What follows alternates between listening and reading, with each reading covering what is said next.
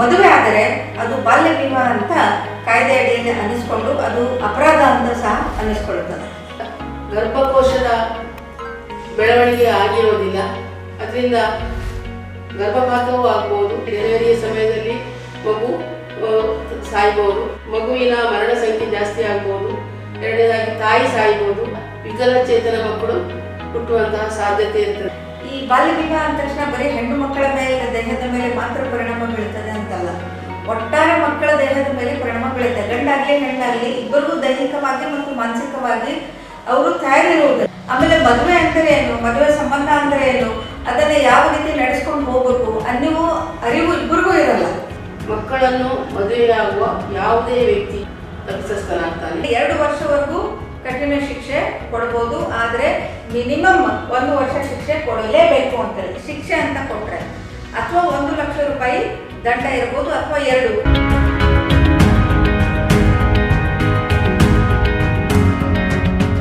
ಎಲ್ಲರಿಗೂ ನಮಸ್ಕಾರ. ನನ್ನ ಹೆಸರು ವಿವೇಕ್, ಜಿಲ್ಲಾ ಶಿಕ್ಷಣ ಸಂಪನ್ಮೂಲ ಕೇಂದ್ರ ಉಡುಪಿ ಹಾಗೂ ಪಡಿ ಸಂಸ್ಥೆಯ ನಾನು ಉಡುಪಿ ಜಿಲ್ಲೆಯ ಜಿಲ್ಲಾ ಸಂಯೋಜಕನಾಗಿ ಕೆಲಸ ಮಾಡ್ತಿದ್ದೇನೆ. ಮುಖ್ಯವಾಗಿ ಇವತ್ತು ಸ್ನೇಹಿತರೆ, ಜಿಲ್ಲಾ ಕಾನೂನು ಸೇವಾ ಪ್ರಾಧಿಕಾರ ಉಡುಪಿ ಜಿಲ್ಲೆ ಹಾಗೂ ಜಿಲ್ಲಾ ಶಿಕ್ಷಣ ಸಂಪನ್ಮೂಲ ಕೇಂದ್ರ ಉಡುಪಿ ಇವರ ಸಂಯುಕ್ತ ಆಶ್ರಯದಲ್ಲಿ ಇಂದು ನಾವು ಬಾಲ್ಯ ವಿವಾಹ ನಿಷೇಧ ಕಾಯ್ದೆ 2006 ಇದರ ಕುರಿತು ಒಂದು ಅರಿವು ಮತ್ತು ಮಾಹಿತಿ ಕಾರ್ಯಕ್ರಮವನ್ನು ಹಮ್ಮಿಕೊಂಡಿದ್ದೇವೆ. ಈ ಒಂದು ಕಾರ್ಯಕ್ರಮಕ್ಕೆ ನಮ್ಮ ಜೊತೆ ಶ್ರೀಮತಿ ಕಾವೇರಿ ಹಿರಿಯ ನ್ಯಾಯಾಧೀಶರು, ಜಿಲ್ಲಾ ಕಾನೂನು ಸೇವಾ ಪ್ರಾಧಿಕಾರ ಉಡುಪಿ ಜಿಲ್ಲೆ ಮತ್ತು ಸಹ ಕಾರ್ಯದರ್ಶಿ ಕೂಡ ಆಗಿದ್ದಾರೆ. ಇವರನ್ನು ನಾನು ಈ ಒಂದು ಕಾರ್ಯಕ್ರಮಕ್ಕೆ ಆತ್ಮೀಯವಾಗಿ ಸ್ವಾಗತಿಸುತ್ತಿದ್ದೇನೆ ಮೇಡಮ್. ಹಾಗೆಯೇ ಇವತ್ತು ನಮ್ಮ ಜೊತೆ ಜಿಲ್ಲಾ ಕಾನೂನು ಸೇವೆಗಳ ಪ್ರಾಧಿಕಾರ ಉಡುಪಿ ಜಿಲ್ಲೆ ಇಲ್ಲಿನ ಪೆನಲ್ ಅಡ್ವೊಕೇಟ್ ಆದ ಅಮೃತ ಕಲಾ ಹಾಗೆ JJB ಮೆಂಬರ್ ಕೂಡ ಆಗಿದ್ದಾರೆ. ಇವರನ್ನು ಕೂಡ ನಾನು ಈ ಒಂದು ಕಾರ್ಯಕ್ರಮಕ್ಕೆ ಆತ್ಮೀಯವಾಗಿ ಸ್ವಾಗತವನ್ನು ಕೋರ್ತಿದ್ದೇನೆ ಮೇಡಮ್. ಸ್ನೇಹಿತರೆ, ಮುಖ್ಯವಾಗಿ ಇವತ್ತು ನಾವು ಬಾಲ್ಯ ವಿವಾಹ ನಿಷೇಧ ಕಾಯ್ದೆ ನಾವು ನೋಡ್ತಾ ಇರಬಹುದು. ಅನಾದಿ ಕಾಲದಿಂದಲೂ ಈ ಒಂದು ಬಾಲ್ಯ ಎಂಬ ಒಂದು ಪಿಡುಗು ಸಮಾಜಕ್ಕೆ ಒಂದು ಕೆಟ್ಟದಾಗಿ ಪರಿಣಮಿಸುತ್ತಾ ಬಂದಿದೆ. ನಾವು ನೋಡ್ಬೋದು, ಮಕ್ಕಳಿಗೆ ನಮ್ಮ ಒಂದು ಪ್ರಜಾಪ್ರಭುತ್ವ ರಾಷ್ಟ್ರದಲ್ಲಿ ಮಕ್ಕಳಿಗೆ ಸಂವಿಧಾನದಲ್ಲಿ ಕೆಲವೊಂದು ಹಕ್ಕುಗಳನ್ನು ನೀಡಿದೆ. ಆ ಹಕ್ಕುಗಳನ್ನು ಈ ಒಂದು ಪದ್ಧತಿ ಏನ್ ಮಾಡ್ತಿದೆ ಅಂದ್ರೆ ಈ ಮಕ್ಕಳಿಗೆ ನೀಡಿರುವ ಹಕ್ಕುಗಳನ್ನೆಲ್ಲ ಒಂದು ಕಿತ್ತು ತಿನ್ನುವಂತ ಪೇಡಂಭೂತವಾಗಿ ಪರಿಣಮಿಸಿದೆ. ಇದನ್ನು ಕೇಂದ್ರ ಸರ್ಕಾರ ಮನಗೊಂಡು ಬಾಲ್ಯ ವಿವಾಹ ನಿಷೇಧ ಕಾಯ್ದೆ 2006 ಮತ್ತು 2018ರ ತಿದ್ದುಪಡಿಯನ್ನು ಸೇರಿಸಿ ಒಂದು ಕಾಯ್ದೆಯನ್ನು ಜಾರಿಗೆ ತಂದಿತ್ತು. ಈ ಕಾಯ್ದೆಯನ್ನು ಜಾರಿಗೆ ತಂದಾದ ಮೇಲೂ ಕೂಡ ಈ ಒಂದು ಬಾಲ್ಯ ನಿಷೇಧ ಕಾಯ್ದೆ, ಬಾಲ್ಯ ವಿವಾಹ ಪದ್ಧತಿಯು ಜಾರಿಯಲ್ಲಿ ಇರುವುದು ಒಂದು ದುಷ್ಟಕರ ವಿಚಾರ ಅಂತ ಹೇಳ್ಬೋದು. ಹಾಗೆ ನಾವೀಗ COVID-19 ಸಂದರ್ಭದಲ್ಲಿ ಕೂಡ ನಾವು ನೋಡ್ಬೋದು, ಎಲ್ಲರೂ ಮನೆಯಲ್ಲಿ ಇದ್ದಾರೆ ಲಾಕ್ಡೌನ್ ಸಂದರ್ಭ. ಇದೇ ಸಮಯದಲ್ಲಿ ಒಂದು ಹೆಣ್ಣು ಮಗುವಿಗೆ ಕೂಡ ಒಂದು ಲಾಕ್ಡೌನ್ ಅಂತ ಹೇಳ್ಬೋದು. ಯಾಕಂದ್ರೆ ಉತ್ತರ ಪ್ರದೇಶದಲ್ಲಿ, ಉತ್ತರ ಕರ್ನಾಟಕದಲ್ಲಿ ನಾವು ನೋಡ್ತಾ ಇರ್ಬೋದು, ಈ ಒಂದು ಬಾಲ್ಯ ವಿವಾಹ ಪದ್ಧತಿ ಸುಮಾರು 40ರಿಂದ 50 ಪ್ರಕರಣಗಳು ಬಂದಿದೆ. ಈ ಹೆಣ್ಣು ಮಕ್ಕಳಿಗೆ ಒಂದು ದುಷ್ಟಕರ ಒಂದು ವಿಚಾರ ಅಂತ ಹೇಳ್ಬೋದು. ಇದನ್ನು ಸರ್ಕಾರ ಆದಷ್ಟು ಸೂಕ್ತವಾಗಿ ಆಲೋಚನೆ ಮಾಡಿ ಇದರ ಬಗ್ಗೆ ಸರಿಯಾದ ಕ್ರಮಗಳನ್ನು ತೆಗೆದುಕೊಳ್ಬೇಕಾಗ್ತದೆ ಮುಂದಿನ ದಿನಗಳಲ್ಲಿ. ಈ ವಿಚಾರವನ್ನು ನಾನು ನಿಮ್ಮ ಮುಂದೆ ಹಂಚಿಕೊಳ್ತಿದ್ದೇನೆ. ಮುಖ್ಯವಾಗಿ ಇವತ್ತು ನಾವು ಬಾಲ್ಯ ವಿವಾಹ ನಿಷೇಧ ಕಾಯ್ದೆಯ ಬಗ್ಗೆ ಸಂಪೂರ್ಣವಾಗಿ ನಿಮಗೆ ತಿಳಿಸಲಿದ್ದೇವೆ. ಅದಕ್ಕೋಸ್ಕರ ನಮ್ಮ ಜೊತೆ ಶ್ರೀಮತಿ ಕಾವೇರಿ ಮೇಡಮ್ ಹಾಗೆಯೇ ಅಮೃತ ಕಲಾ ಮೇಡಮ್ ನಮ್ಮ ಜೊತೆ ಇದ್ದಾರೆ. ಅವರು ನಿಮ್ಮ ಮುಂದೆ ಬಾಲ್ಯ ನಿಷೇಧ ಕಾಯ್ದೆ ಮತ್ತು ಅದರಿಂದ ಆಗುವ ದುಷ್ಪರಿಣಾಮಗಳು ಮತ್ತೆ ಏನು ನಿಷೇಧ ಕಾಯ್ದೆ ಅದೇನು ಬಾಲ್ಯ ಪದ್ಧತಿ ಮಾಡುವುದರಿಂದ ಏನೆಲ್ಲ ಶಿಕ್ಷೆಗಳು ಆಗ್ತದೆ, ಮತ್ತೆ ಹೆಣ್ಣು ಮಕ್ಕಳಿಗೆ ಏನೆಲ್ಲ ದುಷ್ಪರಿಣಾಮಗಳು ಆಗ್ತದೆ ಸಮಾಜದಲ್ಲಿ, ಅದ್ರ ಬಗ್ಗೆ ನಿಮಗೆ ಮಾಹಿತಿಯನ್ನು ನೀಡಲಿದ್ದಾರೆ. ಎಲ್ರಿಗೂ ನಮಸ್ಕಾರ. ವಿವೇಕ್ ಮತ್ತು ಅಮೃತ ಕಲಾ ನಿಮಗೂ ಸಹ ಶುಭ ಮುಂಜಾನೆಗಳು. ಇವತ್ತು ನಾವು ಜಿಲ್ಲಾ ಕಾನೂನು ಸೇವಾ ಪ್ರಾಧಿಕಾರ ಮತ್ತು ಜಿಲ್ಲಾ ಶಿಕ್ಷಣ ಸಂಪನ್ಮೂಲ ಕೇಂದ್ರದ ವತಿಯಿಂದ ಒಂದು ಚಿಕ್ಕ ಕಾನೂನಿನ ಅರಿವು ಮಾಹಿತಿ ಕಾರ್ಯಕ್ರಮವನ್ನು ಮಾಡ್ತಾ ಇದ್ದೇವೆ. ಈ ಮಾಹಿತಿ ಕಾರ್ಯಕ್ರಮ ಅಥವಾ ಬಾಲ್ಯ ವಿವಾಹ ಬಗ್ಗೆ ಹೇಳೋಕ್ಕಿಂತ ಮೊದಲು ಕಾನೂನು ಸೇವಾ ಪ್ರಾಧಿಕಾರ ಮತ್ತು ಜಿಲ್ಲಾ ಕಾನೂನು ಸೇವಾ ಪ್ರಾಧಿಕಾರ ಬಗ್ಗೆ 1-2 ಮಾತನ್ನು ಹೇಳಲು ನಾನು ಬಯಸ್ತೇನೆ.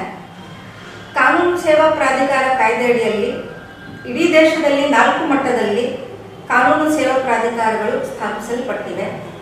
ರಾಷ್ಟ್ರೀಯ ಮಟ್ಟದಲ್ಲಿ ರಾಷ್ಟ್ರೀಯ ಕಾನೂನು ಸೇವಾ ಪ್ರಾಧಿಕಾರ ಅಂತ ಇದೆ. ಅದಕ್ಕೆ ನಾವು ಇಂಗ್ಲೀಷಿನಲ್ಲಿ ನಾಲ್ಸಾ ಅಂತ ಕರೀತೇವೆ, ಅಂದರೆ ನ್ಯಾಷನಲ್ ಲೀಗಲ್ ಸರ್ವಿಸ್ ಅಥಾರಿಟಿ ಅಂತ ಹೇಳಿ. ಈ ಪ್ರಾಧಿಕಾರವು ದೇಶದ ಮಾನ್ಯ ಸರ್ವೋಚ್ಚ ನ್ಯಾಯಾಲಯದ ಅಡಿಯಲ್ಲಿ ಕೆಲಸ ಮಾಡುವಂತಹ ಒಂದು ಪ್ರಾಧಿಕಾರ ಇರುತ್ತದೆ. ಅದೇ ರೀತಿ ಪ್ರತಿ ರಾಜ್ಯದಲ್ಲಿ ರಾಜ್ಯ ಕಾನೂನು ಸೇವಾ ಪ್ರಾಧಿಕಾರ ಅಂತೂ ಸಹ ಈ ಕಾಯ್ದೆ ಅಡಿಯಲ್ಲಿ ಸ್ಥಾಪಿಸಲ್ಪಟ್ಟಿದೆ. ಕರ್ನಾಟಕದಲ್ಲಿ ಇದನ್ನು Karnataka state legal service authority ಅಂದರೆ ಕರ್ನಾಟಕ ರಾಜ್ಯ ಕಾನೂನು ಸೇವಾ ಪ್ರಾಧಿಕಾರ ಎಂದು ಕರೆಯುತ್ತಾರೆ. ಪ್ರತಿ ಜಿಲ್ಲೆಯಲ್ಲಿ ಜಿಲ್ಲಾ ಕಾನೂನು ಸೇವಾ ಪ್ರಾಧಿಕಾರ ಅಂತ ಸಹ ಸ್ಥಾಪಿಸಲ್ಪಟ್ಟಿದೆ. ಉಡುಪಿಯಲ್ಲಿಯೂ ಸಹ ಇಂಥ ಒಂದು ಪ್ರಾಧಿಕಾರ ಅಂದರೆ ಜಿಲ್ಲಾ ಕಾನೂನು ಸೇವಾ ಪ್ರಾಧಿಕಾರ ಇದ್ದು ಇದು ಜಿಲ್ಲಾ ನ್ಯಾಯಾಲಯದ ಅಧೀನದಲ್ಲಿ ಕೆಲಸ ಮಾಡುವಂತಹ ಪ್ರಾಧಿಕಾರ.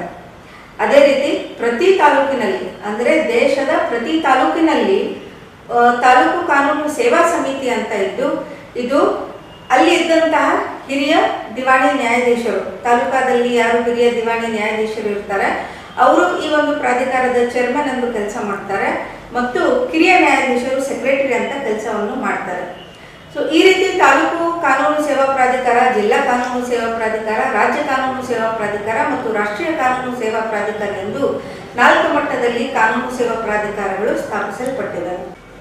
ಕಾನೂನು ಸೇವಾ ಪ್ರಾಧಿಕಾರಗಳ ಉದ್ದೇಶ 2 ವಿಧವಾದಂತಹ ಉದ್ದೇಶ. ಮೊದಲ ಉದ್ದೇಶ ಏನು ಅಂತಂದ್ರೆ ಜನಸಾಮಾನ್ಯರಲ್ಲಿ ಕಾನೂನಿನ ಅರಿವು ಮೂಡಿಸುವುದು ಮತ್ತು ಎರಡನೇದಾಗಿ ಸಾರ್ವಜನಿಕರಿಗೆ ಅಂದ್ರೆ ಯಾರಿಗೆ ಕಾನೂನಿನ ಸಲಹೆ ಬೇಕೋ ಅವರಿಗೆ ಕಾನೂನಿನ ಸಲಹೆಯನ್ನು ಮುಕ್ತವಾಗಿ ಕೊಡುವುದು. ನಾವು ನಮ್ಮ ಕಾನೂನು ಸೇವಾ ಪ್ರಾಧಿಕಾರದ ಕಾಯ್ದೆ ಕಲಂ 12 ಅಡಿಯಲ್ಲಿ ನೋಡಿದಾಗ 12 ಅಡಿಯಲ್ಲಿ ನಾವು ನೋಡಿದಾಗ ಅದರಲ್ಲಿ ನಮ್ಮ ದೇಶದ 99% ಜನರು ಈ ಕಾಯ್ದೆ ಅಡಿಯಲ್ಲಿ ಕಾಯ್ದೆಯ ವ್ಯಾಪ್ತಿ ಅಡಿಯಲ್ಲಿ ಬರ್ತಾರೆ.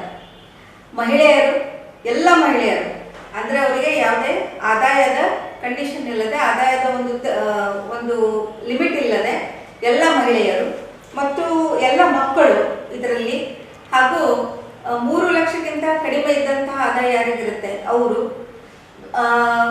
ಫಿಸಿಕಲಿ ಚಾಲೆಂಜ್ಡ್ ಮತ್ತು ಮೆಂಟಲಿ ಚಾಲೆಂಜ್ಡ್ ವ್ಯಕ್ತಿಗಳು ಅಂದರೆ ಅವರು ಮಾನಸಿಕವಾಗಿ ಅಥವಾ ದೈಹಿಕವಾಗಿ ಅವ್ರು ಏನಾದರೂ ತೊಂದರೆ ಇದ್ದಂಥವರು ಅವರು ಸಹ ಇದರಲ್ಲಿ ಕಾಯ್ದೆ ಅಡಿಯಲ್ಲಿ ಒಂದು ಮುಕ್ತವಾದಂಥ ಒಂದು ಸಲಹೆಗಳನ್ನು ಪಡೆಯಬಹುದು. ಮತ್ತು ಅವರು ಕೋರ್ಟಿಗೆ ಕೇಸ್ ಹಾಕಬೇಕು ಅಂತಂದರೆ ಅವರಿಗೆ ಯಾವುದೇ ಒಂದು ಕೋರ್ಟ್ ಫೀ ಆಗಲಿ ಅಥವಾ ವಕೀಲರ ಫೀ ಆಗಲಿ ಅವರು ಕೊಡಬೇಕಾಗಿಲ್ಲ.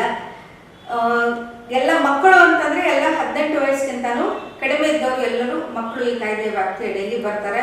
ಮತ್ತು ಎಲ್ಲ ಹಿರಿಯ ನಾಗರಿಕರು 65 ವಯಸ್ಸಿಗಿಂತ ಮೇಲ್ಪಟ್ಟು ಯಾರಿದ್ದಾರೆ ಅವರೆಲ್ಲರೂ ಹಿರಿಯ ನಾಗರಿಕರಿಗೂ ಸಹ ನಾವು ಉಚಿತವಾದಂತಹ ಕಾನೂನಿನ ನೆರವು ಕೊಡ್ತೇವೆ. ಮತ್ತು ಅದೇ ರೀತಿ ಈ ಒಂದು ಪ್ರಕೃತಿಯ ವಿಕೋಪಕ್ಕೆ ಯಾರು ಒಳಗಾಗಿರ್ತಾರೋ ಅವ್ರಿಗೂ ಸಹ ಉಚಿತವಾದಂಥ ಕಾನೂನಿನ ನೆರವನ್ನು ಕೊಡ್ತೇವೆ. ಉಚಿತವಾದಂಥ ಕಾನೂನಿನ ನೆರವು ಅಂತಂದರೆ ಅವರು ಕೋರ್ಟಿಗೆ ಕೇಸ್ ಹಾಕಬೇಕು ಅಂತಂದರೆ ಅವ್ರಿಗೆ ಯಾವುದೇ ಫೀ ಕಟ್ಟಬೇಕಾಗಿಲ್ಲ. ಮತ್ತು ಯಾವುದೇ ವಕೀಲ ನಮ್ಮಲ್ಲಿ ಇದ್ದಂತಹ ಪ್ರಾಧಿಕಾರಕ್ಕೆ ಒಂದು ಸುಮಾರು ಉಡುಪಿ ಜಿಲ್ಲೆಯಲ್ಲಿ 33 ಜನ ಪ್ಯಾನಲ್ ಅಡ್ವೊಕೇಟ್ ಇದ್ದಾರೆ. ಅಮೃತ ಕಲಾ ಮೇಡಮ್ ಸಹ ಅದರಲ್ಲಿ ಒಬ್ಬರು. ಸೊ ನಮ್ಮಲ್ಲಿ ಆದಂತಹ ವಕೀಲರನ್ನು, ನುರಿತ ವಕೀಲರನ್ನು ಅವರಿಗೆ ಮುಕ್ತವಾಗಿ ಕೊಡ್ತೇವೆ. ಅವರು ಕೇಸನ್ನು ಫ್ರೀಯಾಗಿ ನಡೆಸ್ತಾರೆ. ಅದರ ಬದಲಾಗಿ ಅವರು ಪ್ರಾಧಿಕಾರದಿಂದ ಒಂದು ನಿರ್ದಿಷ್ಟ ಫೀ ಅಂತ ಇರುತ್ತೆ, ಸರ್ಕಾರದಿಂದ ಫಿಕ್ಸ್ ಮಾಡಿದ್ದು, ಅದನ್ನು ಅವರಿಗೆ ನಾವು ಕೊಡ್ತೇವೆ. ಸೊ ಈ ರೀತಿ ಆದಂಥ ಅದಲ್ಲದೆ ಈ ಕಾನೂನು ಸಲಹೆ ಕೊಡಬೇಕು ಅಂತಂದರೆ ಒಂದು ಸರ್ಕಾರಿ ಸಂಸ್ಥೆಗಳಲ್ಲಿ ನಮ್ಮ ಕ್ಲಿನಿಕ್ ಅಂತ ಕೂಡ ಸ್ಥಾಪನೆ ಮಾಡಿದ್ದಾರೆ. ಕೋರ್ಟಲ್ಲಿ ಸಹ ಕ್ಲಿನಿಕ್ ಇದೆ, ಜೈಲಲ್ಲಿ ಒಂದು ಲೀಗಲ್ ಏಡ್ ಕ್ಲಿನಿಕ್ ಅಂತ ಇದೆ, CDPO ಕಚೇರಿಯಲ್ಲಿ ಒಂದಿರುತ್ತೆ, ತಹಸೀಲ್ದಾರ್ ಕಚೇರಿಯಲ್ಲಿ ಒಂದಿರುತ್ತೆ, ಮತ್ತು ART ಸೆಂಟರ್, ಈ ಏಡ್ಸ್ ರೆಟ್ರೋಆಕ್ಟಿವ್ ಥೆರಪಿ ಇದು ಮಾಡ್ತಾರೆ, ART ಸೆಂಟರ್ಗಳಲ್ಲೂ ಸಹ ಒಂದು ಕ್ಲಿನಿಕಲ್ಲಿ ಇರುತ್ತೆ. ಮತ್ತು ಅದಲ್ಲದೆ ನಮ್ಮ ಈ ಸಖಿ ಒನ್ ಸ್ಟಾಪ್ ಸೆಂಟರ್ ಅಂತ ಏನಿದೆ ಅಲ್ಲಿಯೂ ಸಹ ನಾವು 2 ವಕೀಲರನ್ನ ಅಂದರೆ ಮಹಿಳಾ ವಕೀಲರನ್ನೇ ಅಲ್ಲಿ ಕೊಟ್ಟಿರ್ತೇವೆ. ಸೊ ಹೀಗೆ ವಿವಿಧೆಡೆ ಕ್ಲಿನಿಕ್ಸ್ ಅಲ್ಲಿ ಅವರು ಮುಕ್ತವಾದಂಥ ಕಾನೂನಿನ ಸಲಹೆಯನ್ನು ಪಡ್ಕೋಬಹುದು.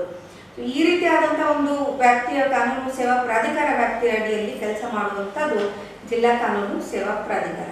ಸೊ ಇವತ್ತು ನಾವು ಈ ಶಿಕ್ಷಣ ಸಂಪನ್ಮೂಲ ಕೇಂದ್ರ ಇವರೊಟ್ಟಿಗೆ ಸೇರಿಕೊಂಡು ಬಾಲ್ಯ ವಿವಾಹ ಕುರಿತು ಸಾರ್ವಜನಿಕರಲ್ಲಿ ಕಾನೂನಿನ ಅರಿವು ಮೂಡಿಸುವ ಒಂದು ಪ್ರಯತ್ನವನ್ನು ಇಲ್ಲಿ ಮಾಡ್ತಾ ಇದ್ದಾವೆ.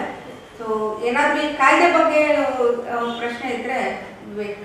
ಓಕೆ, ಓಕೆ ವೀಕ್ಷಕರೇ, ನೀವೀಗ ಜಿಲ್ಲಾ ಕಾನೂನು ಸೇವಾ ಪ್ರಾಧಿಕಾರಗಳ ಬಗ್ಗೆ ಹಾಗೆ ಜಿಲ್ಲಾ ಸೇವಾ ಕಾನೂನು ಪ್ರಾಧಿಕಾರಗಳು ಏನೆಲ್ಲ ಮಾಹಿತಿ ಕಾರ್ಯಕ್ರಮ ಮಾಡ್ತದೆ, ಸಾರ್ವಜನಿಕರಿಗೆ ಏನೆಲ್ಲ ಒಂದು ನೆರವನ್ನು ನೀಡ್ತದೆ, ಅದನ್ನು ಸಂಪೂರ್ಣವಾಗಿ ವಿವರವನ್ನು ನಮ್ಮ ಕಾವೇರಿ ಮೇಡಮ್ ವಿವರಿಸಿದ್ದಾರೆ.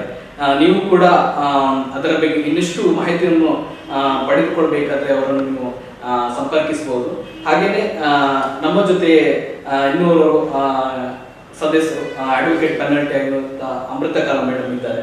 ಅವರು ಕೂಡ ಅವರ ಒಂದು 25 ವರ್ಷಗಳ ಏನು ಅಡ್ವೊಕೇಟ್ ಇದರಲ್ಲಿ ಸೇವೆಯನ್ನು ಸಲ್ಲಿಸಿದ್ದಾರೆ. ಅವರ ಒಂದು ಅನುಭವವನ್ನು ಹಂಚಿಕೊಳ್ಬೇಕಾಗಿ ಅವರಲ್ಲಿ ನಾನು ಕೇಳಿಕೊಳ್ತಿದ್ದೆ ಮೇಡಮ್. ಎಲ್ಲರಿಗೂ ನಮಸ್ಕಾರ ಹಾಗೂ ಕಾವೇರಿ ಮೇಡಮ್ ಮತ್ತು ವಿವೇಕ್ ಅವರಿಗೂ ವಂದನೆಗಳು. ನನ್ನ ಹೆಸರು ಶ್ರೀಮತಿ ಅಮೃತಕಲಾ ಚಂದ್ರಶೇಖರ್. ವೃತ್ತಿಯಲ್ಲಿ ವಕೀಲರಾಗಿದ್ದೇನೆ. ಸುಮಾರು 25 ವರ್ಷಗಳಿಂದ ಉಡುಪಿ ಜಿಲ್ಲಾ ನ್ಯಾಯಾಲಯದಲ್ಲಿ ವಕೀಲ ವೃತ್ತಿಯನ್ನು ಮಾಡ್ತಿದ್ದೇನೆ ಹಾಗೂ ಪೆನಲ್ ಅಡ್ವೊಕೇಟ್ ಆಗಿದ್ದೇನೆ. ಮಾಜಿ CWC ಮಕ್ಕಳ ಕಲ್ಯಾಣ ಸಮಿತಿಯ ಮೆಂಬರು. ಅಟ್ ಪ್ರೆಸೆಂಟ್ ಈಗ JJBಯ ಮೆಂಬರ್ ಆಗಿದ್ದೇನೆ. ಜುವೆನೈಲ್ ಜಸ್ಟಿಸ್ ಬೋರ್ಡಿನ ಮೆಂಬರ್ ಆಗಿದ್ದೇನೆ. ಈ ದಿನ ನಾವು ಕಾನೂನಿನ ಅರಿವನ್ನು ಮೂಡಿಸಲಿಕ್ಕೋಸ್ಕರ ಇಲ್ಲಿ ಸೇರಿದ್ದೇವೆ. ಅದರಲ್ಲಿ ಕಾನೂನಿನಲ್ಲಿ ಅರಿವನ್ನು ಮೂಡಿಸಲಿಕ್ಕೆ ತುಂಬ ಬೇರೆ ಬೇರೆ ಕಾನೂನುಗಳ ಆಯ್ಕೆ ಇದೆ. ಈ ದಿನ ನಾವೇನು ಮಾಡಿದ್ದೇವೆ ಅಂದರೆ ಬಾಲ್ಯ ವಿವಾಹ ನಿಷೇಧ ಕಾಯ್ದೆಯ ಬಗ್ಗೆ ಅರಿವನ್ನು ಮೂಡಿಸುವ ಸಲುವಾಗಿ ನಾವು 3 ಜನ ಇಲ್ಲಿ ಸೇರಿದ್ದೇವೆ. ಮುಂದೆ ಆ ಬಾಲ್ಯ ವಿವಾಹ ನಿಷೇಧ ಕಾಯ್ದೆಯ ಬಗ್ಗೆ ನಾವು ಮಾತಾಡಲಿಕ್ಕಿದ್ದೇವೆ. ಇನ್ನಷ್ಟು ವಿಚಾರಗಳನ್ನು ತಮಗೆ ತಿಳಿಸಲಿದ್ದೇವೆ. ತಾವು ಅದನ್ನು ಅರಿತುಕೊಳ್ಬೇಕಾಗಿ ತಮ್ಮಲ್ಲಿ ವಿನಂತಿಸ್ತಿದ್ದೇವೆ. ವೀಕ್ಷಕರೇ, ಈಗ ಮುಖ್ಯವಾಗಿ ನಾವು ಈಗ ಬಾಲ್ಯ ವಿವಾಹ ನಿಷೇಧ ಕಾಯ್ದೆ ಬಗ್ಗೆ ತಿಳಿದುಕೊಳ್ಳೋಣ ಒಂದೊಂದು ವಿಷಯವನ್ನು. ಹಾಗೆಯೇ ಮುಖ್ಯವಾಗಿ ಇವಾಗ ನಾವು ಬಾಲ್ಯ ವಿವಾಹ ಎಂದರೆ ನಾವು ಸಾಕಷ್ಟು ಇದರಲ್ಲಿ ನಾವು ನೋಡ್ತಾ ಇದ್ದೇವೆ. ಜನರಿಗೆ ಅಂದರೆ ಹಳ್ಳಿಗಾಡಲ್ಲಿರ್ಬೋದು, ಬೇರೆ ಬೇರೆ ಪ್ಲೇಸ್ಗಳಲ್ಲಿ ನಾವು ನೋಡ್ಬೋದು ಬಾಲ್ಯ ವಿವಾಹ ಎಂದರೇನು ಅದರ ಬಗ್ಗೆನೇ ಒಂದು ಜನರಲ್ ಮಾಹಿತಿ ಇಲ್ಲದಿರೋದು ನಾವು ನೋಡ್ತಾ ಇದ್ದೇವೆ. ಮುಖ್ಯವಾಗಿ ನಾವು ಈಗ ಬಾಲ್ಯ ವಿವಾಹ ಎಂದರೇನು ಈ ವಿಷಯದ ಬಗ್ಗೆ ನಮ್ಮ ಜೊತೆ ಶ್ರೀಮತಿ ಕಾವೇರಿ ಮೇಡಮ್ ಇದ್ದಾರೆ. ಅವರು ಅದರ ಬಗ್ಗೆ ಹೇಳ್ತಿದ್ದಾರೆ. ಮೇಡಮ್, ನಿಮ್ಮ ಪ್ರಕಾರ ಈ ಬಾಲ್ಯ ವಿವಾಹ ಎಂದರೇನು ಅದರ ಬಗ್ಗೆ ಒಂದು ನಮ್ಮ ವೀಕ್ಷಕರಿಗೆ ಸ್ಪಷ್ಟವಾಗಿ ತಿಳಿಸಬೇಕಾಗಿ ಕೇಳಿಕೊಳ್ತಿದ್ದೇವೆ. ಬಾಲ್ಯ ವಿವಾಹ ನಿಷೇಧ ಕಾಯ್ದೆ 2006 ಇದರ ಅಡಿಯಲ್ಲಿಯೇ ಬಾಲ್ಯ ವಿವಾಹ ಎಂದರೆ ಏನು ಅಥವಾ ಯಾವ ಪರಿಸ್ಥಿತಿಯಲ್ಲಿ ಒಂದು ವಿವಾಹ ಬಾಲ್ಯ ವಿವಾಹ ಅಂತ ಹೇಳಿ ಅನಿಸ್ಕೊಳ್ಳುತ್ತದೆ, ಈ ಬಗ್ಗೆ ವಿವರವಾಗಿ ಕಾಯ್ದೆಯಲ್ಲಿ ಹೇಳಿದ್ದಾರೆ. ಈ ಕಾಯ್ದೆಯಂತೆ 21 ವರ್ಷದ ಒಳಗಿನ ಹುಡುಗ ಮತ್ತು 18 ವರ್ಷದ ಒಳಗಿನ ಹುಡುಗಿ ಮದುವೆ ಆದರೆ ಅದು ಬಾಲ್ಯ ವಿವಾಹ ಅಂತ ಕಾಯ್ದೆ ಅಡಿಯಲ್ಲಿ ಅನಿಸ್ಕೊಂಡು ಅದು ಅಪರಾಧ ಅಂತ ಸಹ ಅನಿಸ್ಕೊಳ್ಳುತ್ತದೆ. ಓಕೆ ವೀಕ್ಷಕರೇ, ನೀವೀಗ ಬಾಲ್ಯ ವಿವಾಹ ಎಂದರೇನು ಅದರ ಬಗ್ಗೆ ನಮ್ಮ ಕಾವೇರಿ ಮೇಡಮ್ ವಿವರಿಸಿದ್ದಾರೆ.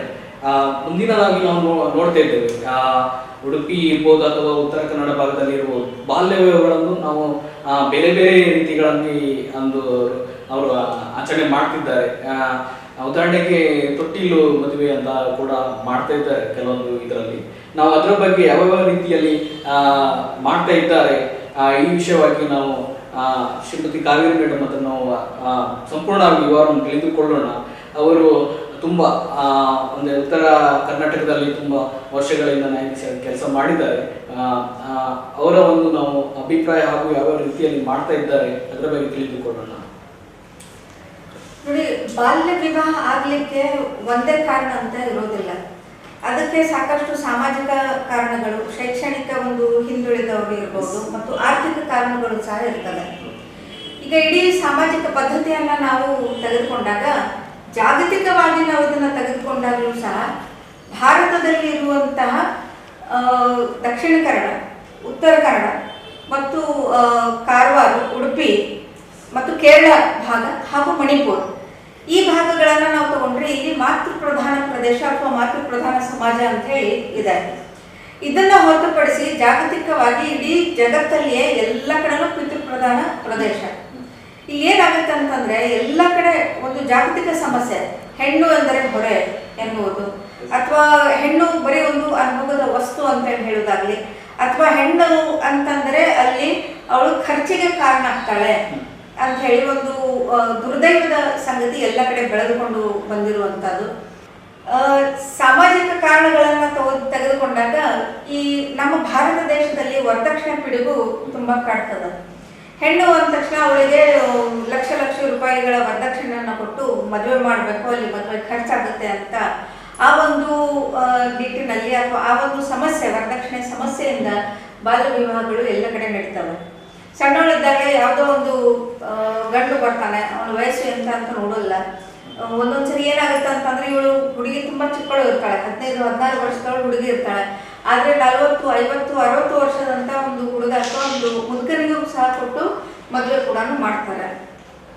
ಅದು ಅಲ್ಲದೆ ಕೆಲವೊಂದು ಕಾರಣಗಳು ಹೆಂಗಂತಂದ್ರೆ ಮನೆಯಲ್ಲಿ ಒಂದು ಯಾವುದೋ ವಯಸ್ಸಾದ ಅಜ್ಜಿ ಇರ್ತಾಳೆ. ಆ ಅಜ್ಜಿ ಸಾಯೋಕ್ಕಿಂತ ಮೊದಲು ಮರಿ ಮೊಮ್ಮಕ್ಕಳ ಒಂದು ವಿವಾಹ ನೋಡಿ, ಕಣ್ತುಂಬ ನೋಡಿ ಸಾಯ್ಬೇಕು ಅಂತ ಏನೋ ಒಂದು ಆಸೆ ಪಡ್ತಾಳೆ. ಆದ ರೀತಿ ಅಂತ ಆಸೆ ಪಟ್ಟಾಗ ಅವಳ ಆಸೆ ಒಂದು ಪೂರೈಸ್ಲಿಕ್ಕಂದ್ರೆ ಮನೆಯಲ್ಲಿ ಅದನ್ನ ಬಾಲ್ಯ ವಿವಾಹನ ಮಾಡ್ತಾರೆ. ಅಥವಾ ಸಾಕಷ್ಟು ಸಲ ಏನಾಗುತ್ತೆ ಅಂತಂದ್ರೆ ಮನೆಯಲ್ಲಿ ಆಸ್ತಿ ಹೊರಗೆ ಹೋಗ್ಬಾರ್ದು. ಅಂದ್ರೆ ಉತ್ತರ ಕರ್ನಾಟಕ ಭಾಗದಲ್ಲಿ ಆಗಲಿ ಮತ್ತು ಬೇರೆ ಕಡೆ ಎಲ್ಲ ನಾವು ನೋಡ್ತೇವೆ, ಸೋದರ ಮಾವನಿಗೆ ಕೊಟ್ಟು ಮದುವೆ ಮಾಡ್ತಾರೆ ಮನೆಯಲ್ಲಿ. ಮನೆಯಲ್ಲಿದ್ದಂಥ ಆಸ್ತಿ ಹೊರಗೆ ಹೋಗ್ಬಾರ್ದು ಅನ್ನೋ ಒಂದು ಉದ್ದೇಶದಿಂದ ಮನೆಯಲ್ಲಿ ಮಕ್ಕಳ ಒಂದು, ನೀವು ಹೇಳಿದಾಗ ತೊಟ್ಟಿಲ್ಲದಲ್ಲಿ ಒಂದು ಮದುವೆಯನ್ನ ಮಾಡ್ತಾರೆ. ಅದಲ್ಲದೆ ಒಂದು ಕಿತ್ತು ತಿನ್ನುವಂತ ಬಡತನ ಇರುತ್ತೆ ತಂದೆ ತಾಯಿಗೆ. ಹೆಣ್ಣು ಮಕ್ಕಳಿಗೆ ಕಲ್ಸಕ್ಕಾಗಲ್ಲ, ಗಂಡು ಮಕ್ಕಳಿಗೆ ಕಲ್ಸಕ್ಕಾಗಲ್ಲ, ಮಕ್ಕಳನ್ನೇ ಅವರಿಗೆ ಕಲ್ಸ್ಲಿಕ್ಕಾಗಲ್ಲ, ಅಥವಾ ಯಾವುದೋ ಅವರೊಂದು ಹೊಣೆಯನ್ನ ತೆಗೆದುಕೊಳ್ಳಿಕ್ಕೆ ಅಲ್ಲಿ ಆಗುದಿಲ್ಲ.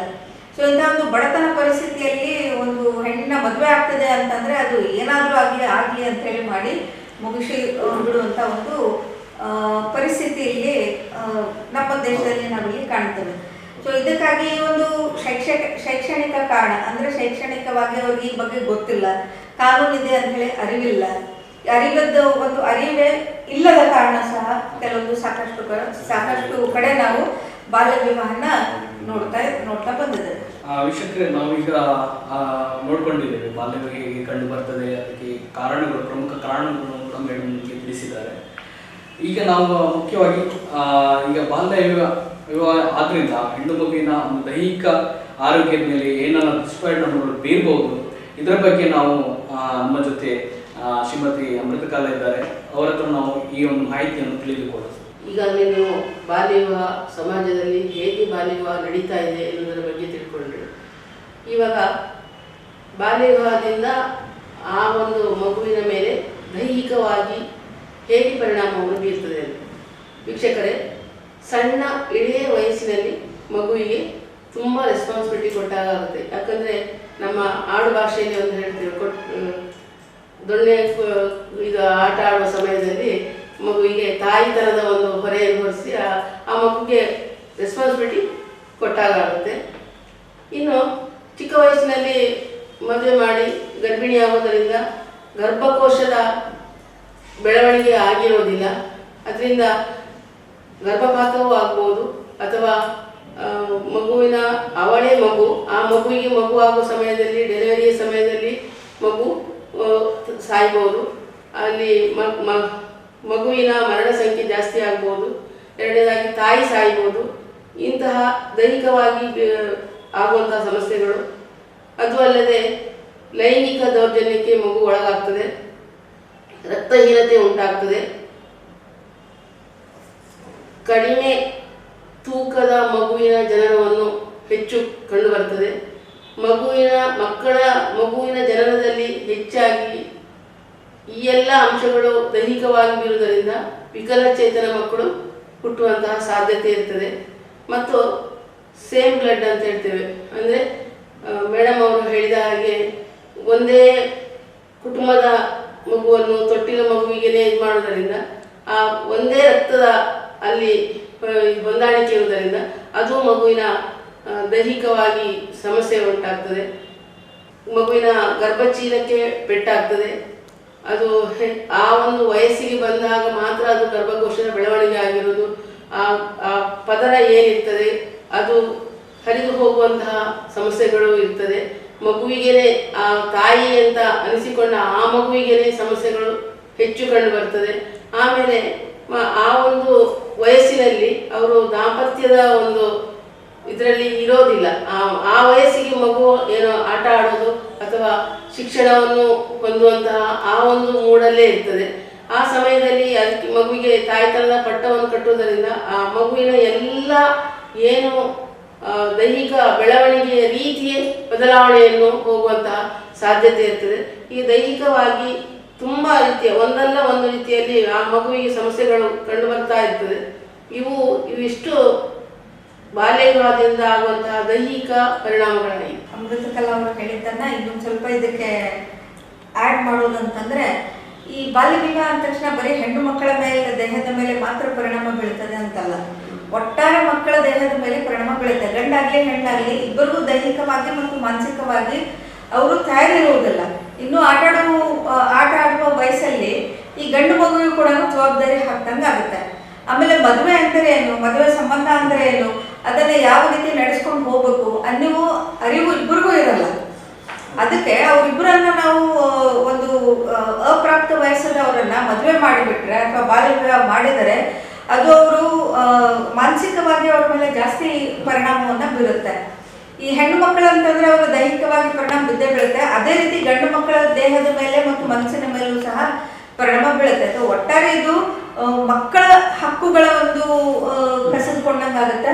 ಗಂಡಾಗ್ಲಿ ಹೆಣ್ಣಾಗ್ಲಿ ಇಬ್ಬರ ಮೇಲೂ ದೈಹಿಕ ಮತ್ತು ಮಾನಸಿಕ ಪರಿಣಾಮವನ್ನ ಬೀರುವಂತ ಬಾಲ್ಯ ವಿವಾಹದಿಂದ ಮಕ್ಕಳ ಮನಸ್ಸು ಮೇಲೆ ಮತ್ತು ದೇಹದ ಮೇಲೆ ಪರಿಣಾಮ ಬೀರುತ್ತೆ ಅಂತ ನಾನು ಹೇಳಲಿಕ್ಕೆ ಇಷ್ಟಪಡ್ತೇನೆ. ವೀಕ್ಷಕರೇ, ಈಗ ನಾವು ಬಾಲ್ಯ ವಿವಾಹದಿಂದ ದೈಹಿಕ ಆರೋಗ್ಯದ ಮೇಲೆ ಏನೆಲ್ಲ ದುಷ್ಪರಿಣಾಮಗಳಾಗ್ತವೆ, ಮಾನಸಿಕ ದುಷ್ಪರಿಣಾಮಗಳ ಬಗ್ಗೆ ನಾವು ತಿಳಿದುಕೊಂಡಿದ್ದೇವೆ. ಮುಖ್ಯವಾಗಿ ವೀಕ್ಷಕರನ್ನು ಗಮನಿಸಬೇಕಾಗ್ತದೆ, ಈ ಬಾಲ್ಯದಿಂದ ಒಂದು ಸಣ್ಣ ಮಗುವನ್ನು ಮದುವೆ ಮಾಡಿದ್ದಾರೆ ಯಾವ ರೀತಿ ಆರೋಗ್ಯದ ಮೇಲೆ ಒಂದು ದುಷ್ಪರಿಣಾಮ ಆಗ್ತದೆ, ಅದು ಮುಂದೆ ಮಕ್ಕಳಿಗೆ ಬೆಳೆದು ಮುಂದೆ ದೊಡ್ಡವರ ಮೇಲೆ ಯಾವ ರೀತಿ ಸಮಸ್ಯೆಗಳನ್ನು ಎದುರಿಸಬೇಕಾಗ್ತದೆ, ಇದ್ರ ಬಗ್ಗೆ ಕೂಡ ನೀವು ತುಂಬ ಆಲೋಚನೆಗಳನ್ನು ಮಾಡಬೇಕಾಗ್ತದೆ. ಈ ನಿಟ್ಟಿನಲ್ಲಿ ನಮ್ಮ ಅಮೃತಕಲಾ ಮೇಡಮ್ ಆಗಿ ಕಾವೇರಿ ಮೇಡಮ್ ಅವರು ನಿಮಗೆ ಅರ್ಥಪೂರ್ಣವಾಗಿ ತಿಳಿಸಿದ್ದಾರೆ. ಹಾಗೆ ಮುಂದಿನದಾಗಿ ನಾವು ಈಗ ನೋಡ್ಬೋದು, ಬಹಳ ಮುಖ್ಯವಾಗಿ ನಮಗೆಲ್ಲರಿಗೂ ತಿಳಿಬೇಕಾದ ವಿಚಾರಗಳು ಅಂದರೆ, ನಾವು ಬಾಲ್ಯ ವಿವಾಹದಿಂದ ಕೇವಲ ಮಗುವಿಗೆ ಮಾತ್ರ ತೊಂದರೆಗಳು ಆಗ್ತದೆ ಅಂತ ನಾವು ತಿಳಿದುಕೊಂಡಿದ್ದೇವೆ. ಅದು ತಪ್ಪು. ನಾವು ನೋಡ್ಬೋದು ಬಾಲ್ಯ ವಿವಾಹದಿಂದ ಸಾಮಾಜಿಕದ ಮೇಲೆ ಕೂಡ ಕೆಲವೊಂದು ದುಷ್ಪರಿಣಾಮಗಳು ತುಂಬ ಆಗ್ತಾ ಇದೆ. ಇದರ ಬಗ್ಗೆ ಕೂಡ ನಮಗೆ ಸಾಕಷ್ಟು ವಿಚಾರಗಳನ್ನು ಹಂಚಿಕೊಳ್ಳಲಿದ್ದಾರೆ ನಮ್ಮ ಜೊತೆ ಅಮೃತಕಲಾ ಮೇಡಮ್ ಇವರು ಹಂಚಿಕೊಳ್ಳಲಿದ್ದಾರೆ. ಮೇಡಮ್, ಯಾವುದ್ರ ಬಗ್ಗೆ ನೀವು ಸ್ವಲ್ಪ ವೀಕ್ಷಕರಿಗೆ ಹೇಳಬೇಕಾಗಿ ವಿನಂತಿಸಿಕೊಳ್ತೇವೆ. ಈಗಾಗಲೇ ಮಾನಸಿಕ ಮತ್ತು ದೈಹಿಕ ಆರೋಗ್ಯದ ಬಗ್ಗೆ ಹೇಗೆ ಬಾಲ್ಯ ವಿವಾಹದಿಂದ ಪರಿಣಾಮ ಬೀರ್ತದೆ ಅಂತ ತಿಳ್ಕೊಂಡೆವು. ಸಾಮಾಜಿಕವಾಗಿ ಮಕ್ಕಳು ಅಂದರೆ ಸಮಾಜಕ್ಕೆ ನಾವು ಕೊಡುವಂತಹ ಒಂದು ಕೊಡುಗೆ. ಆ ಕೊಡುಗೆಯನ್ನೇ ನಾವು ಒಳ್ಳೆಯ ರೀತಿಯಲ್ಲಿ ಸಮಾಜಕ್ಕೆ ನಾವು ಕೊಡುಗೆಯನ್ನು ಕೊಟ್ಟದ್ದೇ ಆದರೆ ದೇಶವು ಉತ್ತಮ ರೀತಿಯಲ್ಲಿ ಸದೃಢವಾದ ದೇಶ ಬೆಳೆದು ಬರಲಿಕ್ಕೆ ಸಾಧ್ಯ. ಈ ಬಾಲ್ಯ ವಿವಾಹದಿಂದ ಮಕ್ಕಳು ಸಮಾಜದಲ್ಲಿ ಹೇಗೆ ಒಂದು ಪಿಡುಗಾಗಿ ಪರಿಣಮಿಸ್ತಾರೆ ಅನ್ನೋದಕ್ಕೆ ಉದಾಹರಣೆಗಳು, ಶಿಕ್ಷಣದಿಂದ ವಂಚಿತರಾಗ್ತಾರೆ ಮಕ್ಕಳು. ಹೆಣ್ಣಿರ್ಬೋದು ಗಂಡಿರ್ಬೋದು, ಮಕ್ಕಳು ಅಂತ ಬರ್ತದೆ ಅಲ್ಲಿ. ಶಿಕ್ಷಣದಿಂದ ವಂಚಿತರಾಗ್ತಾರೆ. ಯಾಕಂದರೆ ಬಾಲ್ಯ ವಿವಾಹ ಆದಾಗ ಅದು ಶಿಕ್ಷಣಕ್ಕೆ ಅಲ್ಲಿ ತಡೆಗೋಡೆಯಾಗ್ತದೆ. ಮಕ್ಕಳು ಸಂಸಾರದ ಇದಕ್ಕೆ ಹೊಂದಿಕೊಳ್ಬೇಕಾಗ್ತದೆ. ಶಾಲೆ ಬಿಡುವ ಮಕ್ಕಳ ಸಂಖ್ಯೆ ಜಾಸ್ತಿ ಆಗ್ತದೆ. ಅರ್ಧದಲ್ಲಿಯೇ ಈಗ ನಮ್ಗೆ ಏನು ಕಡ್ಡಾಯ ಶಿಕ್ಷಣ ಅಂತ ಇದೆ, ಆ ಶಿಕ್ಷಣವನ್ನು ಉಚಿತವಾಗಿ ಕಡ್ಡಾಯವಾಗಿ ಮಾಡಲೇಬೇಕಾದ ಶಿಕ್ಷಣವನ್ನು ಮಾಡದೆ ಸ್ಕೂಲಿಗೆ ಹೋಗ್ತಾ ಇದ್ರು ಸಹ ಅದನ್ನು ಅರ್ಧದಲ್ಲಿ ನಿಲ್ಲಿಸುವಂಥದ್ದು. ಶಾಲೆ ಬಿಡುವ ಮಕ್ಕಳು ಸಮಾಜದಲ್ಲಿ ಹೆಚ್ಚು ಕಂಡು ಬರ್ತಾರೆ. ಬಾಲ್ಯಾವಸ್ಥೆಯನ್ನು ಕಳೆದುಕೊಳ್ತಾರೆ. ಬಾಲ್ಯದಲ್ಲಿ ಏನು ಅವರು ಆಟ ಪಾಠದಲ್ಲಿ ತೊಡಗಿರಬೇಕು, ಆ ಒಂದು ಅವಕಾಶವನ್ನು ಸಮಾಜದಲ್ಲಿ ಕಳೆದುಕೊಳ್ತಾರೆ. ತಾರತಮ್ಯ ಮತ್ತು ಅವಹೇಳನಕ್ಕೆ ಒಳಗಾಗ್ತಾರೆ. ಸಣ್ಣ ಮಕ್ಕಳನ್ನು ವಿವಾಹ ಮಾಡೋದ್ರಿಂದ ಅವರು ಅಲ್ಲಿ ಹೆಚ್ಚಾಗಿ ನೋಡಿ, ಅವರ ಏಜಿನ ಮಕ್ಕಳು ನಾನು 10ನೇ ತರಗತಿಯಲ್ಲಿದ್ದೇನೆ, ನಾನು 5ನೇ ಕ್ಲಾಸಲ್ಲಿದ್ದೇನೆ, ಅಥವಾ ನಾನು PUC ವಿದ್ಯಾಭ್ಯಾಸವನ್ನು ಮುಗಿಸಿದ್ದೇನೆ, ಆ ಥರ ಅವರ ಒಡನಾಟದಲ್ಲಿರುವಂತಹ ಮಕ್ಕಳು ಹೇಳಿದಾಗ ಇವರಿಗೆ ಅದು ಯಾವುದು ಏನೂ ಗೊತ್ತಿರೋದಿಲ್ಲ. 10ನೇ ತರಗತಿಯವರೆಗೂ ಓದಿದರೆ ಏನು ನನಗೆ ಅದರಿಂದ ನಾನು ಸಮಾಜದಲ್ಲಿ ಏನೋ ನನ್ನ ಒಂದು ಸ್ವಂತ ದುಡಿಮೆಯನ್ನು ಮಾಡಲಿಕ್ಕೆ ಆಗುತ್ತೋ ಅಂಥದ್ದು ಯಾವುದು ಗೊತ್ತಿರೋದಿಲ್ಲ ಅವರಿಗೆ. ಎಲ್ಲದರಲ್ಲಿಯೂ ಅವರ ವಯಸ್ಸಿನ ಮಕ್ಕಳೇ ಅವರಿಗೆ ಅವಹೇಳನವನ್ನು ಮಾಡುವುದನ್ನು ಹೆಚ್ಚು ಕಂಡು ಬರ್ತದೆ. ನೀನೆಂಥದ್ದು, ಹೋಗು, ನಿನ್ಗೇನು ಗೊತ್ತಿಲ್ಲ ಅಂತ ಹೇಳಿದಾಗ, ನಿನಗೇನು, ನೀನು ಮನೆಗೆ ಮದುವೆ ಮಾಡಿದ್ರು 2 ಮಕ್ಕಳಾಯಿತು ಅಷ್ಟೇ ನಿನಗೆ ಗೊತ್ತಿರೋದು, ನೀನು ಹೋಗಪ್ಪ, ನೀನು ನಮ್ಮ ಜೊತೆ ಸೇರ್ಲಿಕ್ಕಿಲ್ಲ. ಇಲ್ಲ ಅವರ ವಯಸ್ಸಿನ ಮಕ್ಕಳು ಯಾವುದೋ ಆಟೋಟ ಸ್ಪರ್ಧೆಯಲ್ಲಿಯೋ ಅಥವಾ ಇನ್ಯಾವುದೋ ಒಂದು ಎಲೆಕ್ಟ್ರಿಷಿಯನ್ಸು ಅಥವಾ ಡಾಕ್ಟ್ರು, ಇಂಜಿನಿಯರು ಅಥವಾ ಇನ್ನೇನೋ ಒಂದು ಅವರ ಪೂರ್ತಿ ವಿದ್ಯಾಭ್ಯಾಸವನ್ನು ಮುಗಿಸಿ ಯಾವುದೋ ಒಂದು ದೊಡ್ಡ ಹುದ್ದೆಯಲ್ಲಿರ್ತಾರೆ. ಇವರು ಆಗಲೇ 2 ಮಗು 1 ಮಗುವನ್ನು ಪಡೆದುಕೊಂಡು ತಂದೆ ತಾಯಿ ಅನಿಸಿಕೊಂಡಿರ್ತಾರೆ. ಅದು ತುಂಬ ಅವಹೇಳನಕ್ಕೆ ಒಳಗಾಗ್ತಾರೆ. ಎಳೆಯ ವಯಸ್ಸಿನಲ್ಲಿಯೇ ವಿಧವೆಯಾಗುವಂಥದ್ದು ಅದನ್ನು ತುಂಬ ಕಂಡು ಬರ್ತದೆ. ಯಾಕಂದರೆ ಅವರಲ್ಲಿ ಹೊಂದಾಣಿಕೆ ಇರೋದಿಲ್ಲ. ಒಂದೇ ಈ ಬಾಲ್ಯ ವಿವಾಹದಲ್ಲಿ ಏನಾಗ್ತದೆ ಅಂತ ಹೇಳಿದರೆ, ಹೆಚ್ಚಾಗಿ ಹೆಣ್ಣು ಮಗುವಿನ ವಯಸ್ಸು ಕಡಿಮೆ ಇದ್ದು ಗಂಡು ಮಗುವಿನ ವಯಸ್ಸು ಹೆಚ್ಚಿರ್ತದೆ. ಅದು ಅವರ ಇದು ಸಹೋದರಳಿಕೆ ಅಂತ ಹೇಳ್ತೇವೆ ನಾವು, ಮಾವನಿಗೆ ಕೊಟ್ಟು ಮದುವೆ ಮಾಡುವಂಥದ್ದು. ಅಲ್ಲಿ ಏನಾಗ್ತದೆ ಅಂತ ಹೇಳಿದರೆ, ನಮ್ಮಲ್ಲಿ ಇಲ್ಲದೇ ಇರ್ಬೋದು, ಮೇಡಮ್ ಅವರು ಹೇಳಿದ ಹಾಗೆ ನಮ್ಮಲ್ಲಿ ಅಳಿಯ ಸಂತಾನ ಅಂತ ಏನಿದೆ, ತಾಯಿಯ ಕಡೆಗೆ ಸ್ತ್ರೀ ಕಡೆಗೆ ಹೆಚ್ಚು ಇದನ್ನು ಒತ್ತನ್ನು ಕೊಟ್ಟಿರುವುದರಿಂದ ನಮ್ಮಲ್ಲಿ ಕಡಿಮೆ ಇರ್ಬೋದು. ಆದರೆ ನಾವು ಉತ್ತರ ಕನ್ನಡ ಆ ಸೈಡ್ ಆಚೆ ಹೋದ ಹಾಗೆ ಅಲ್ಲಿ ನಾವು ತುಂಬ ನೋಡ್ತೇವೆ. ಏನು ಅಂತ ಹೇಳಿದರೆ, ಒಂದು ಮಗು ಮೆಚ್ಯೂರ್ಡ್ ಆದಾಗ ಅದನ್ನೊಂದು ಹಬ್ಬದ ರೀತಿಯಲ್ಲಿ ಅವರು ಸೆಲೆಬ್ರೇಟ್ ಮಾಡ್ತಾರೆ. ಆಗ ಆ ಕುಟುಂಬದಲ್ಲಿ ಇದ್ದವರಿಗೆ ಎಲ್ಲ ಗೊತ್ತಾಗುತ್ತೆ ಹುಡುಗಿ ಮೆಚ್ಯೂರ್ಡ್ ಆಗಿದ್ದಾಳೆ ಅಂತೇಳಿ. ಅಲ್ಲಿ ಏನಾಗುತ್ತೆ ಅಂದರೆ, ಸೋದರ ಮಾವನಿಗೆ ಅವನಿಗೆ 25-30 ವರ್ಷ ಇರ್ಬೋದು, ಇದಕ್ಕೆ ಖಾಲಿ 12, 13, 14 ವರ್ಷ ಅಷ್ಟು ಡಿಫರೆನ್ಸ್, ಅರ್ಧಕ್ಕರ್ಧ ವ್ಯತ್ಯಾಸದಲ್ಲಿ ಮದುವೆಯನ್ನು ಮಾಡ್ತಾರೆ. ಅಲ್ಲಿ ಏನಾಗ್ತದೆ, ಒಂದೊಂದು ಸಲ ಹುಡುಗನೇ ಏನಾದರೂ ಇದಾಗಿ ಹೆಚ್ಚು ಕಡಿಮೆ ಆಗುವಂಥದ್ದು. ಈ ಎಳೆಯ ವಯಸ್ಸಿನಲ್ಲಿ ಏನಾದರೂ ಆಯಿತು ಅಂತ ತಿಳ್ಕೊಳ್ಳೋಣ, ಇವರಿಗೆ ವಯಸ್ಸಿನ ಅಂತರ ಇದೆ, ಇವಳು ಒಂದು ಸರಿಯಾದ ಮದುವೆಯ ವಯಸ್ಸಿಗೆ ಬರುವ ಸಮಯದಲ್ಲಿ ಏನೋ ಒಂದು ಅವಘಡ ಸಂಭವಿಸಿದಾಗ ಇವಳಿಗೆ ವಿಧವೆ ಪಟ್ಟ ಬಂದ್ಬಿಡ್ತದೆ. ಯಾವುದನ್ನು ಯಾವ ಸಮಯದಲ್ಲಿ ಅನುಭವಿಸಬೇಕು ಅದಕ್ಕಿಂತ ಮೊದಲೇ ಅವಳು ಎಲ್ಲರಿಂದ ದೂರವಾಗಿ ಕೂತ್ಕೊಳ್ಳುವಂತಹ ಒಂದು ಸಮಸ್ಯೆಯನ್ನು ನಾವು ನೋಡ್ಬೋದು. ಅದು ಉತ್ತರ ಕನ್ನಡ ಅಲ್ಲಿ ಎಲ್ಲ ತುಂಬ ವಿಧವೆಯವರಿಗೂ ಸಹ ಅವರ ಒಂದು ರೆಸ್ಟ್ರಿಕ್ಷನ್ ಕಂಡೀಷನ್ಸು ಏನಿದೆಯೋ ಅದನ್ನೆಲ್ಲ ಒಂದು ಪದ್ಧತಿಯನ್ನು ಮಾಡಿಬಿಡ್ತಾರೆ. ಎದುರುಗಡೆ ಅವರಿಗೆ ಬಿಳಿ ಸೀರೆ ನುಡಿಸುವಂಥದ್ದು, ಬಳೆಗಳನ್ನೆಲ್ಲ ಹೊಡಿಯುವಂಥದ್ದು ಅಂಥದ್ದನ್ನು ಮಾಡ್ತಾರೆ. ವಯಸ್ಸಿನ ಅಂತರದಿಂದ ಈಗಾಗಲೇ ನಾನು ಹೇಳಿದೆಯಲ್ಲ, ವಯಸ್ಸಿನ ಅಂತರ, ಗಂಡು ಮಗುವಿನ ವಯಸ್ಸು ಹೆಚ್ಚಿದ್ದು ಹೆಣ್ಣು ಮಗುವಿನ ವಯಸ್ಸು ಕಡಿಮೆ ಇರುವಂತಹದ್ದು. ಇಲ್ಲಿ ಏನಾಗ್ತದೆ ಅಂತ ಹೇಳಿದ್ರೆ, ದಾಂಪತ್ಯದ ಸಾಮರಸ್ಯ ಇರುವುದಿಲ್ಲ. ಆ ಮಗುವಿಗೆ ಅಥವಾ ಕೆಲವು ಸಲ ಹುಡುಗನಿಗೂ ಸಹ ಏನು ಗೊತ್ತಿರೋದಿಲ್ಲ, ಆ ದಾಂಪತ್ಯದ ಇದರಲ್ಲಿ ವಿರಸ ಉಂಟಾಗುವಂಥದ್ದು. ಫಸ್ಟ್ ಆಫ್ ಆಲ್ ಆ ಮದುವೆ ಆದಂತಹ ಮಕ್ಕಳಿದ್ದಾರಲ್ಲ, ಅವರಿಗೆ ಅವರ ಕಾಲ ಮೇಲೆ ನಿಂತು ಸ್ವಂತ ಸಂಪಾದನೆ ಮಾಡುವಂತಹ ಇದೇ ಇರೋದಿಲ್ಲ. ಅಂತಹ ಸಮಯದಲ್ಲಿ ಮದುವೆಯನ್ನು ಮಾಡಿಬಿಡ್ತಾರೆ. ಆ ದಿನಗಳು ಕಳೆದಂತೆ ಏನಾಗ್ತದೆ, ಅವರು ಮದುವೆ ಆದವರು ಅಂತ ಅವರ ಸಂಸಾರವನ್ನು ಪ್ರತ್ಯೇಕವಾಗಿರಿಸ್ಲಿಕ್ಕೆ ನೋಡ್ತಾರೆ. ಆಗ ಅವರಿಗೆ ಅಲ್ಲಿ ದಾಂಪತ್ಯದ ಸಾಮರಸ್ಯ ಸರಿಯಾಗಿ ಇರೋದಿಲ್ಲ, ಅವರ ಸಂಪಾದನೆಗಳು ತುಂಬ ಕಡಿಮೆ ಇರ್ತದೆ. ಏನಾಗ್ತದೆ, ಹೇಗೆ ವಿರಸ ಉಂಟಾಗ್ತದೆ ಅಂತ ಹೇಳಿದರೆ, ಅವರ ವಯಸ್ಸಿನ ಮಕ್ಕಳು ಏನು ಮಾಡ್ತಾರೆ, ಕರೆಕ್ಟಾದ ಒಂದು ವಯಸ್ಸಿಗೆ ಸರಿಯಾಗಿ ಮದುವೆ ಆದಂಥವ್ರು ಏನೋ ಈಗದ ಎಟ್ ಪ್ರೆಸೆಂಟ್ ಮಕ್ಕಳು ಆಸೆ ಪಡುವ ಹಾಗೆ 2 ವೀಲರು ಇನ್ನೇನೋ ಎಲ್ಲ ಹಿಡ್ಕೊಂಡು ಬರ್ತಾರೆ. ಹೆಂಡತಿಯನ್ನು ವೆಹಿಕಲಲ್ಲಿ ಕರೆದುಕೊಂಡು ಹೋಗುವಂಥದ್ದು, ಸುತ್ತಾಡುವಂಥದ್ದು ಎಲ್ಲ ಮಾಡ್ತಾರೆ. ಇವರಿಗೆ ಯಾವಾಗ ಏನು ಅನಿಸ್ತದೆ ಅಂತ ಹೇಳಿದರೆ, ನಮ್ಮ ಹತ್ರ ಏನೂ ಇಲ್ಲ, ನಾವು ಏನು ಆಗ ಒಂದು ಹುಡುಗ ಅಥವಾ ಹುಡುಗಿ, ಹೆಣ್ಣು ಮಗು ಅಥವಾ ಗಂಡು ಮಗು ಏನು ಅನಿಸ್ತದೆ, ಅವರ ಹಾಗೆ ನಾವು ಇರಬೇಕಲ್ಲ ಅಂತ ಮನಸ್ಸಿಗೆ ಹೋದಾಗ, ಇಲ್ಲಿ ಮನೆಯಲ್ಲಿ ಸಣ್ಣ ಸಣ್ಣ ವಿಚಾರಗಳಿಗೆ, ಸಣ್ಣ ಪುಟ್ಟ ವಿಚಾರಗಳಿಗೆ, ಅಂದರೆ ಅವರ ವಯಸ್ಸೇ ಮಕ್ಕಳ ವಯಸ್ಸಿರೋದು ಕಾರಣ ಸಣ್ಣ ಸಣ್ಣ ವಿಚಾರಗಳು, ಅವ್ರು ನಾವು ಮದುವೆ ಆಗಿದ್ದೇವೆ, ನಮ್ಮ ಸಂಸಾರದ ಇದರ ಬಗ್ಗೆ ನಾವು ಚರ್ಚೆ ಅದು ಇರೋದಿಲ್ಲ ಅವರಿಗೆ. ನೀನು ನಂಗೆ ಅದು ತಂದು ಕೊಟ್ಟಿಲ್ಲ, ಇದು ತಂದು ಕೊಟ್ಟು, ಚಿಕ್ಕ ಚಿಕ್ಕ ವಿಚಾರಗಳಿಗೆ ಅಲ್ಲಿ ಸಮಸ್ಯೆಗಳು ಉಂಟಾಗಿ ಸಾಮರಸ್ಯ ತಪ್ಪಿ ಹೋಗ್ತದೆ. ಇದರಿಂದ ಸಮಾಜದಲ್ಲಿ ಒಂದು ವಿಧವೆಯ ಇದು ಜಾಸ್ತಿ ಕಂಡು ಬರ್ತದೆ. ಎರಡನೇದಾಗಿ ಕೌಟುಂಬಿಕ ದೌರ್ಜನ್ಯ, ಕುಟುಂಬದಲ್ಲಿ ಕಲಹಗಳು. ಅವ್ರು ಏನು ಮಾಡ್ತಾರೆ ಅಂತ ಹೇಳಿದರೆ, ಹೆಚ್ಚಾಗಿ ಒಟ್ಟು ಇದರಲ್ಲಿ ಜಾಯಿಂಟ್ ಫ್ಯಾಮಿಲಿಯಲ್ಲಿ ಬೆಳೆದು ಬಂದಿರ್ತಾರೆ. ಮದುವೆ ಆದಾಗ ಏನಾಗ್ತದೆ, ಅವರನ್ನು ಕೆಲವು ಸಲ ಏನು ಮಾಡ್ತಾರೆ, ಎಲ್ಲರನ್ನು ಒಟ್ಟು ಸೇರಿಸಿ ಇರೋಕ್ಕಾಗೋದಿಲ್ಲ ಅಂತ ಪ್ರತ್ಯೇಕವಾಗಿ ಹೋಗಲಿಕ್ಕೆ ಇಷ್ಟಪಡ್ತಾರೆ. ಪ್ರತ್ಯೇಕವಾಗಿ ಹೋದಲ್ಲಿ ಅವರ ಸಂಸಾರವನ್ನೇ ತೂಗಿಸಿಕೊಂಡು ಹೋಗುವಷ್ಟು ಅವರಲ್ಲಿ ಸಂಪಾದನೆಗಳು ಇರೋದಿಲ್ಲ. ಅವರ ಸಂಪಾದನೆ ಹಾಗೆ, ಇವರ ಸಂಪಾದನೆ ಹೀಗೆ ಏನೇನೋ ಇದಾಗಿ ಕೌಟುಂಬಿಕ ದೌರ್ಜನ್ಯ ಕಲಹಗಳು ಜಾಸ್ತಿ ಉಂಟಾಗ್ತದೆ. ಕುಟುಂಬದಲ್ಲಿ ವಿರಸಗಳು ಹೆಚ್ಚಾಗ್ತದೆ. ದೇಶದ ಅಭಿವೃದ್ಧಿ ಕುಂಠಿತ ಆಗ್ತದೆ. ಹೇಗೆ ಹೇಳಿದರೆ ಸಮಾಜದಲ್ಲಿ ಸಾಮಾಜಿಕ ಸಮಸ್ಯೆಗಳು ಈ ಒಂದು ಬಾಲ್ಯ ವಿವಾಹದಿಂದ ಹೆಚ್ಚು ಕಂಡು ಬರುವುದರಿಂದ ಸಾಮಾಜಿಕ ಸಮಸ್ಯೆಗಳು ಹೆಚ್ಚಾಗ್ತಾ ಹೋದ ಹಾಗೆ ದೇಶದ ಅಭಿವೃದ್ಧಿ ಕುಂಠಿತ ಆಗುತ್ತದೆ. ಒಂದೇ ಈ ವಿಧವೆ ಇದು ಇರ್ಬೋದು, ಕೌಟುಂಬಿಕ ದೌರ್ಜನ್ಯ ಇರ್ಬೋದು, ಬೇರೆ ಬೇರೆ ರೀತಿಯಲ್ಲಿ ಸಮಾಜದ ದುಷ್ಪರಿಣಾಮಗಳು ಹೆಚ್ಚಾಗ್ತಾ ಹೋದಾಗ ಅದರ ಪರಿಣಾಮಗಳು ದೇಶದ ಅಭಿವೃದ್ಧಿಗೆ ಅದು ಕುಂಠಿತವಾಗುವಂಥದ್ದು. ದೇಶದ ಅಭಿವೃದ್ಧಿ ತುಂಬ ಕುಂಠಿತ ಕಣಕ್ಕೆ ಇಳಿಯುತ್ತದೆ. ಇದು ಸಮಾಜದ ಬಾಲ್ಯ ವಿವಾಹದಿಂದ ಸಾಮಾಜಿಕವಾಗಿ ಆಗುವಂತಹ ದುಷ್ಪರಿಣಾಮಗಳಾಗಿವೆ. ಧನ್ಯವಾದಗಳು ಮೇಡಮ್. ಅಂದರೆ ನಿಜವಾಗ್ಲೂ ಸಾಮಾಜಿಕ ದುಷ್ಪರಿಣಾಮಗಳು ಅಂದರೆ ಇಡೀ ನಮ್ಮ ದೇಶದ ಅಭಿವೃದ್ಧಿ ಆಗಲಿಕ್ಕೆ ನಿಜವಾಗ್ಲೂ ಒಂದು ನಮ್ಮ ದೇಶದ ಅಭಿವೃದ್ಧಿ ಹಿನ್ನಡೆ ಆಗಲಿಕ್ಕೆ ಮುಖ್ಯ ಕಾರಣ ಅಂತ ಹೇಳ್ಬೋದು. ಇದ್ರ ಬಗ್ಗೆ ಕೂಡ ನಾವು ಸ್ವಲ್ಪ ಆಲೋಚನೆಗಳನ್ನು ಇವತ್ತಿನಿಂದಲೇ ನಾವು ಸ್ವಲ್ಪ ಆಲೋಚನೆಗಳನ್ನು ಮಾಡಬೇಕಾಗ್ತದೆ ಈ ವಿಚಾರವಾಗಿ. ಈ ಕಾರ್ಯಕ್ರಮಕ್ಕೆ ನಮಗೆ ಸಹಕಾರವನ್ನು ನೀಡಿದಂಥ ಜಿಲ್ಲಾ ಕಾನೂನು ಸೇವಾ ಪ್ರಾಧಿಕಾರಗಳ ಇಲ್ಲಿನ ಹಿರಿಯ ನ್ಯಾಯಾಧೀಶರಾದಂಥ ಶ್ರೀಮತಿ ಕಾವೇರಿ ಮೇಡಮ್ ನಿಮಗೆ ಈ ಒಂದು ಕಾರ್ಯಕ್ರಮದ ಪರವಾಗಿ ಧನ್ಯವಾದಗಳನ್ನು ತಿಳಿಸಿದ್ದೇನೆ.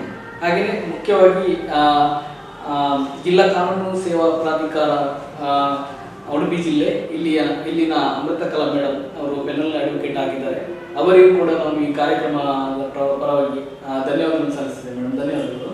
ಹಾಗೆಯೇ ಮುಖ್ಯವಾಗಿ ನಮಗೆ ಪ್ರತ್ಯಕ್ಷವಾಗಿ ಪರೋಕ್ಷವಾಗಿ ತಾಂತ್ರಿಕ ಸಹಾಯ ಮಾಡಿದಂಥ ಎಲ್ಲರಿಗೂ ಕೂಡ ಈ ಸಂದರ್ಭದಲ್ಲಿ ಧನ್ಯವಾದವನ್ನು ಸಲ್ಲಿಸಿದ್ದೇನೆ.